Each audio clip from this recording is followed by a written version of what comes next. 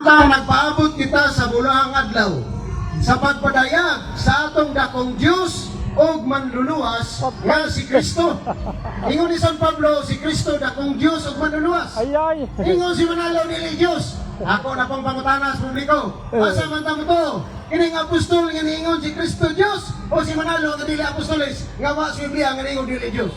Patay. Una Brother Arnel, pamalandong. Nga naman, si Kristo wa giningon nga dili sa Dios. Si Kristo niangkon pigi siya nga Dios. Asa mabasa, magandang balita Biblia. Juan 13:13. Ganito ang sinasabi. Ganito ang sinasabi ni Kristo. Tinatawag niya akong guro at Panginoon dahil ako nga. You call me Lord God because I am. Niangkon si Kristo nga sa Dios. Wa may mabasa nga si Kristo dili Dios. Asa may atong tuhan, Brother Arnel? Kaning mabasa o kanang imong wa?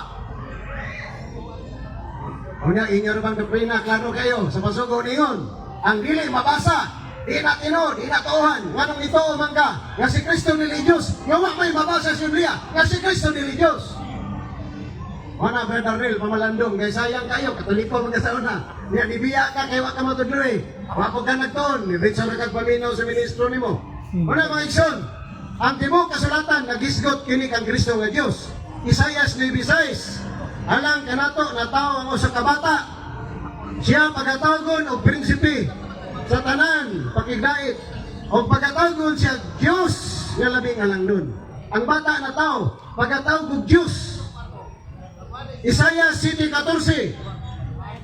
Mao kini ang timaan, usa ka babaeng ulay, mamnabnos og mga anak, usa ka anak nga lalaki, o pagatawgon siya Emmanuel. Unsa man ang Emmanuel? Mateo 22:23. Og natao si Kristo ang Emmanuel. Open close parenthesis. Ang Dios uban kanato.